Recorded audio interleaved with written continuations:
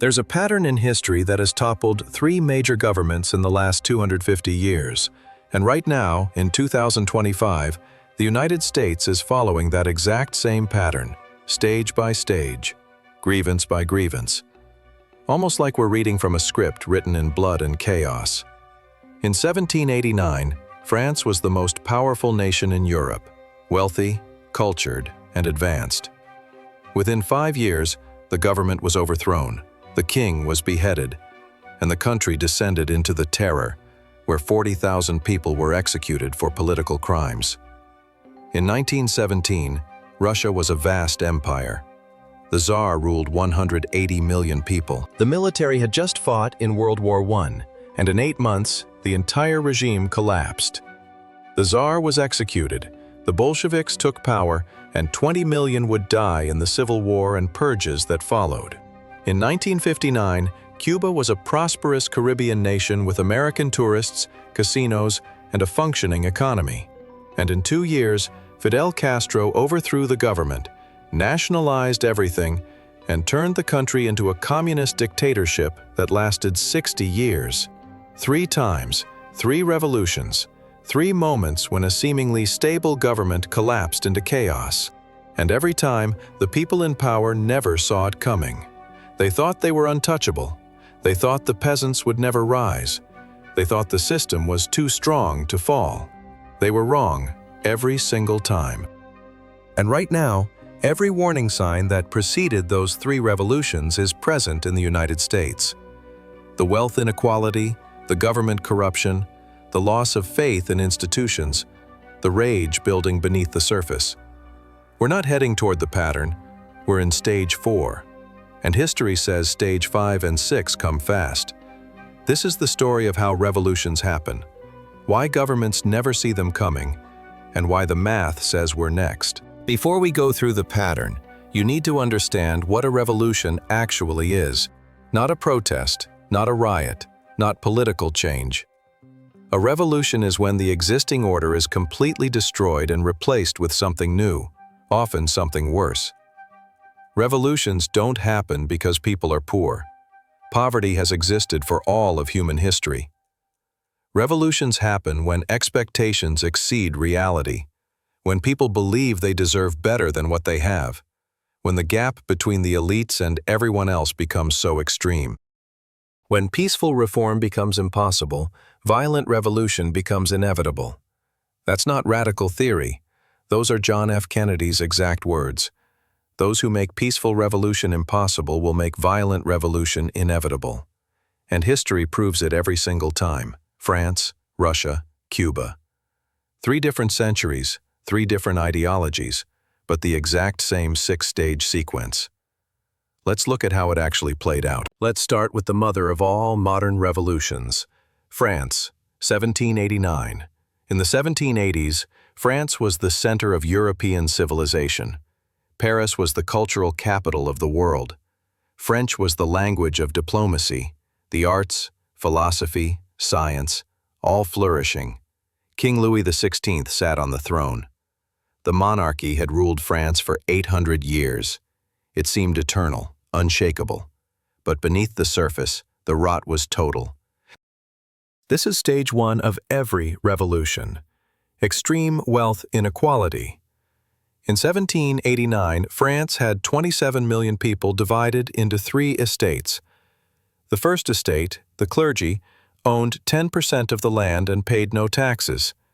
The second estate, the nobility, about 400,000 people, owned 25% of the land and paid almost no taxes. The third estate, everyone else, 26 million peasants, workers, and middle class, owned 65% of the land and paid all the taxes. Let that sink in. 1.5% of the population paid no taxes, while 98.5% carried the entire burden. And it wasn't just taxes. The nobility had privileges. They could hunt on peasant land. They could demand labor. They lived in palaces while peasants starved. By 1788, a bad harvest caused bread prices to spike. Bread was 88% of a peasant's budget. When prices doubled, people couldn't eat. But the nobility was still eating five-course meals, still throwing lavish parties at Versailles. The gap between the rich and everyone else wasn't just economic, it was a complete disconnect from reality. This is stage 2, government corruption and incompetence. King Louis XVI was not evil. He was weak and indecisive. France was bankrupt from fighting wars, including helping America in the Revolutionary War. The government owed billions. And Louis's solution? Borrow more, raise taxes on the peasants, and cut nothing. The nobility refused to pay taxes. The clergy refused. And when Louis tried to reform, they blocked him because the people with power would rather see the country burn than give up their privileges. Sound familiar? By 1789, France was in crisis. The government couldn't pay its debts. The people couldn't afford food. And Louis called the Estates General, a representative assembly that hadn't met in 175 years. He thought it would legitimize new taxes. Instead, it became the spark. This is stage 3, the middle class destroyed and radicalized. The Third Estate, which included not just peasants but also lawyers, merchants, and the educated middle class, demanded equal representation. They wanted 1 vote per person, not 1 vote per estate, which gave the nobility and clergy a 2-to-1 advantage. Louis refused. So, on June 17, 1789, the Third Estate declared itself the National Assembly. They locked themselves in a tennis court and vowed not to leave until France had a constitution. This is the moment when the middle class, the educated people who should be supporting the system, turn against it. When lawyers and merchants say the government is illegitimate, that's when revolution becomes inevitable. On July 14, 1789, Parisians stormed the Bastille prison, a symbol of royal authority. They killed the guards and paraded their heads on pikes through the streets. The revolution had begun, and it escalated fast. This is stage 4, loss of faith in institutions. The monarchy, the church, the courts, all lost legitimacy. The National Assembly abolished feudalism, seized church lands, and declared the rights of man, but it wasn't enough. The radicals kept pushing. Stage 5. The revolutionary movement gains mass support. The Jacobins, led by Robespierre, demanded more extreme measures. They wanted to execute the king, redistribute all wealth, and purge the enemies of the revolution. And they gained popular support because the moderates had failed to deliver. The economy was still in crisis, food was still scarce, and people wanted blood. On January 21, 1793, King Louis XVI was beheaded by guillotine in public. His wife, Marie Antoinette, followed in October. And then the terror began. Stage 6. Government overthrown. Chaos follows. From 1793 to 1794, the Committee of Public Safety, led by Robespierre, executed 40,000 people. Nobles, priests, political opponents, even fellow revolutionaries who weren't radical enough. They called it purifying the revolution. It was mass murder. The guillotine ran daily in Paris, with public executions as entertainment. And the purge kept expanding. First the nobility, then the moderate revolutionaries, then anyone accused of counter-revolutionary thoughts. No trial, no evidence, just accusation and death. Robespierre himself was eventually executed by the same system he created, because revolutions always devour their own children. Always. By 1799, France was exhausted. 10 years of chaos, economic collapse, war on all fronts. And Napoleon seized power in a coup and became emperor. The revolution that began with liberty, equality, and fraternity ended with a military dictatorship that would drag Europe into 15 years of war. The lesson of France: extreme inequality plus government incompetence plus loss of faith in institutions leads to revolution, and revolution leads to chaos, terror, and often a dictatorship worse than what came before. Now, let's jump forward 128 years to Russia, 1917. By 1917, Russia was a backward empire ruled by Tsar Nicholas II. The Romanov dynasty had ruled for 300 years, and Russia was massive. 180 million people spanning from Europe to the Pacific. But beneath the imperial facade, the same rot. Stage 1. Extreme wealth inequality. The Tsar and the nobility owned everything. The peasants, 80% of the population, owned nothing. They had been freed from serfdom in 1861, but most still worked land owned by nobles, paying rent they couldn't afford. In the cities, factory workers labored 12 to 14 hours a day for starvation wages. Child labor was common. Safety regulations didn't exist. Meanwhile, the Tsar lived in palaces. The nobility hosted balls that cost more than a peasant would earn in a lifetime. The gap wasn't just economic. It was feudal, medieval, and unsustainable. Stage 2. Government corruption and incompetence. Tsar Nicholas II was a disaster, weak, indecisive, and completely out of touch with reality. He believed in divine right, that God had chosen him to rule, and therefore no reform was necessary. When workers peacefully marched to the Winter Palace in 1905 to petition for better conditions, his guards opened fire. Hundreds were killed. Bloody Sunday. It destroyed any remaining faith that the Tsar cared about his people. Then came World War I. Russia entered in 1914, and it was a catastrophe. Millions of poorly equipped soldiers were sent to die. Officers were incompetent. Supply lines collapsed. Soldiers fought without bullets. Entire divisions surrendered because they had no ammunition. By 1917, Russia had suffered 3 million casualties. The army was deserting, the economy was collapsing, and the Tsar was still living in luxury, still making decisions based on advice from Rasputin, a mystical holy man who had influence over the Tsarina. In February 1917, there were bread riots in Petrograd, St. Petersburg. Women in bread lines started protesting. Workers joined them. The army was called in to restore order, but the soldiers refused to fire on the crowds. They mutinied. Stage 3. The middle class and military turn against the government. When the army won't defend you, the government is over. The Duma, Russia's parliament, demanded Nicholas abdicate, and on March 15, 1917, he did. After 300 years, the Romanov dynasty ended not with a war, but with a whimper. A provisional government took over, led by Alexander Kerensky. They promised reforms, elections, a constitution, but they made a fatal mistake. They kept Russia in World War I. The soldiers wanted peace, the people wanted food, and the provisional government delivered neither. Stage 4. Loss of faith in institutions. The provisional government lost legitimacy within months. They were seen as weak, incompetent, and beholden to foreign powers. And into that vacuum stepped Vladimir Lenin and the Bolsheviks. Stage 5. The revolutionary movement gains mass support. Lenin promised 3 things: peace, land, and bread. End the war. Redistribute the nobility's land to the peasants. Feed the people. Simple, direct. And the Bolsheviks built a disciplined revolutionary organization ready to seize power. On October 25, 1917, the Bolsheviks launched a coup. They stormed the Winter Palace, arrested the provisional government, and Lenin declared Soviet power.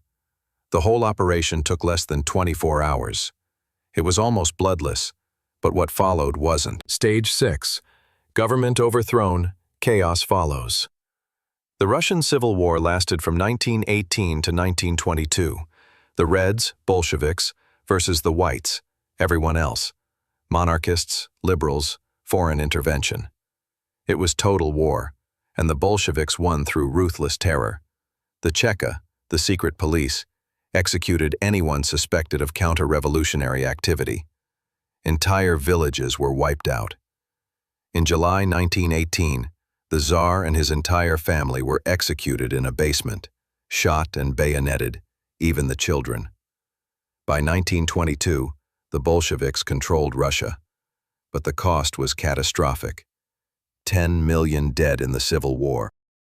Famine killed millions more. The economy was destroyed. Of Lenin's promises, peace meant surrender to Germany on humiliating terms. Land meant collectivization and famine. Bread meant rationing and starvation. The revolution that promised liberation delivered dictatorship. Stalin would take over in 1924 and kill 20 million more in purges and famines. The lesson of Russia: when government incompetence meets military defeat and revolutionary organization, the entire system can collapse in months. And what replaces it is often far worse. Now let's look at the most recent example, Cuba, 1959. This one is different because Cuba wasn't a backward peasant society. It was a relatively prosperous country in the 1950s. Cuba had one of the highest standards of living in Latin America. Havana was called the Monte Carlo of the Caribbean. Tourism, casinos, American investment. But beneath the glamour, the same pattern. Stage 1. Extreme wealth inequality. The wealth was concentrated in Havana and among elites connected to President Fulgencio Batista's regime. The rural poor, especially in eastern Cuba, lived in poverty. Sugar plantations dominated the economy. American companies owned much of the land. The profits flowed out of the country or into the pockets of a small elite. Meanwhile, rural Cubans had no health care, no education, and no opportunity. The gap between Havana's nightclubs and the rural countryside was enormous. Stage 2. Government corruption and incompetence. Batista was a dictator who seized power in a 1952 coup. He canceled elections, ruled by decree, and the corruption was total. Police could be bought, courts were rigged, political opponents were imprisoned or killed. American mobsters ran the casinos with Batista's blessing, paying him a cut. The government existed to enrich Batista and his cronies, nothing else. And when people protested, the response was violence, secret police, torture, disappearances. This created rage, especially among young, educated Cubans who saw their country being looted. Stage 3. The middle class radicalized. Fidel Castro was a lawyer from a relatively wealthy family, educated. He could have been part of the elite, but he saw the corruption and chose revolution. In 1953, he led an attack on the Moncada barracks. It failed. He was imprisoned. But at his trial, he gave a speech that would inspire thousands. "History will absolve me," he said. He was released in an amnesty in 1955 and went to Mexico to plan. In December 1956, Castro returned with 82 men on a boat called the Granma. They landed in eastern Cuba. Batista's forces ambushed them. Only 20 survived and escaped to the Sierra Maestra Mountains. Most revolutionaries would have given up. Castro didn't. This is where the pattern accelerates. Stage 4. Loss of faith in institutions. Batista's brutality turned the population against him. When the army razed villages suspected of helping rebels, they created more rebels. When police tortured students, their classmates joined the revolution. Castro's forces grew not because of ideology, but because Batista was hated, and the United States, which had supported Batista, started backing away. When your foreign patron abandons you, you're finished. Stage 5. The revolutionary movement gains mass support. By 1958, Castro had thousands of fighters, urban resistance cells in every city, and support from peasants who saw him as their defender. And Batista's army was collapsing. Soldiers deserted, officers fled with stolen money. On January 1, 1959, Batista fled to the Dominican Republic with $300 million. Castro entered Havana on January 8, victorious. Stage 6. Government overthrown, chaos follows. At first, Castro promised democracy, elections, and a free press. But within months, the mask dropped. Political opponents were arrested. There were trials and executions. The press was censored, and Cuba became a communist dictatorship. Castro nationalized everything: factories, farms, businesses. Anyone who resisted was imprisoned or executed. Hundreds were shot in the first year. Thousands fled. The middle class that had supported Castro because they hated Batista learned too late that revolution doesn't bring freedom. It brings new tyrants. Cuba remained a dictatorship for 60 years. Fidel ruled until 2008, his brother Raúl until 2018. The revolution that promised liberation delivered poverty and repression. The lesson of Cuba: even in a relatively developed country, corruption and brutality can trigger a revolution. And the revolutionaries, once in power, become the new oppressors. 3 revolutions, 3 countries, 3 centuries. France, 1789. Russia, 1917. Cuba, 1959. Different contexts, different ideologies, but the exact same 6-stage pattern. Let's break it down, because once you see it, you'll understand why what's happening in the United States right now should terrify you. Stage 1. Extreme wealth inequality. In all 3 cases, wealth was concentrated in a tiny elite while the masses struggled. France. Nobility and clergy paid no taxes. Russia. The Tsar and nobles owned everything. Cuba. Batista and connected elites looted the country. The specific numbers varied, but the pattern is the same. When the top 1% controls 25 to 40% of the wealth, when the gap between rich and poor becomes visible and insulting, resentment builds. This alone doesn't cause a revolution. Inequality has always existed, but it's the foundation. Check. Stage 2. Government corruption and incompetence. In all 3 cases, the government was seen as illegitimate. France. Louis XVI couldn't reform and kept borrowing. Russia. Nicholas II was incompetent and disconnected from reality. Cuba. Batista was a corrupt dictator. When government exists only to serve elites, when corruption is obvious, when incompetence leads to crisis, people lose respect for authority. Check. Stage 3. The middle class destroyed and radicalized. This is the key stage. Revolutions don't start with the poorest. They start when the educated middle class loses hope in the system. France. Lawyers and merchants led the National Assembly. Russia. Students and intellectuals joined the Bolsheviks. Cuba. Castro was a lawyer. His supporters were educated urbanites. When the people who should benefit from stability turn against it, revolution becomes likely. Check. Stage 4. Loss of faith in institutions. When people stop believing in elections, courts, and police, the social contract is broken. France. The Estates General became a revolutionary assembly. Russia. Soldiers refused to defend the Tsar. Cuba. Everyone knew Batista rigged elections. When institutions lose legitimacy, when people believe the system cannot be reformed from within, they look for alternatives outside the system. This is the point of no return. Check. Stage 5. The revolutionary movement gains mass support. This is when organized groups offer an alternative. France. The Jacobins. Russia. The Bolsheviks. Cuba. Castro's 26th of July movement. They promise justice. They promise to punish the corrupt. They promise a better future. And people desperate for change support them. Not because they love the revolutionaries, but because they hate the current government more. Check. Stage 6. Government overthrown, chaos follows.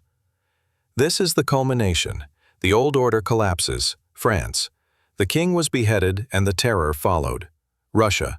The Tsar was executed and civil war killed millions. Cuba. Batista fled and Castro became a dictator. And here's the pattern within the pattern. The revolution never delivers what it promises. It delivers blood, purges, and new tyranny, because revolutions are led by extremists. And extremists don't build, they destroy. The moderates who wanted reform are executed or exiled. The people who thought revolution would bring freedom learned too late that chaos is worse than corruption. Now, let's talk about the United States in 2025 and why every warning sign is flashing red. Stage 1. Extreme wealth inequality. Check. In 1980, the top 1% in America controlled 8% of the wealth. Today, it's 32%.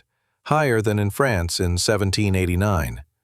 The top 0.1%, about 130,000 households, own more wealth than the bottom 90%, about 117 million households. The gap between billionaires and everyone else is larger than at any time in American history, larger than in the Gilded Age, larger than in the 1920s. The rich are visible: private jets, mega yachts, space tourism. Meanwhile, the middle class can't afford homes, healthcare, or education. While millions work multiple jobs just to survive, the rage is building, and it's justified. Stage 2. Government corruption and incompetence. Check. Trust in Congress is at 15%. Trust in the Supreme Court is collapsing. Half the country believes elections are rigged. Insider trading by members of Congress is rampant. Lobbyists write legislation. Corporations own politicians. And nothing gets done. Infrastructure is crumbling. The debt is $36 trillion and climbing. Problems that should be solved aren't, because the government doesn't serve the people. It serves donors. When both parties are seen as corrupt and incompetent, when voters believe the system is rigged, faith in democracy dies. Stage 3. The middle class destroyed and radicalized. Check. The American middle class is being hollowed out. College is unaffordable. Housing is unaffordable. Healthcare costs are bankrupting families. Wage growth is stagnant while asset prices explode, and young people, educated young people, can't achieve what their parents had. They're drowning in student debt, can't buy homes, can't start families, and they're angry. When lawyers, teachers, engineers, the people who should be succeeding, are failing, they radicalize. They look for someone to blame. And they find targets: the elites, the billionaires, the system. This is how revolutions start. Not with the poorest, but with the educated who expected better. Stage 4. Loss of faith in institutions. Check. We're here, right now. Trust in the media is at all-time lows. Trust in the police has collapsed. Trust in elections is broken.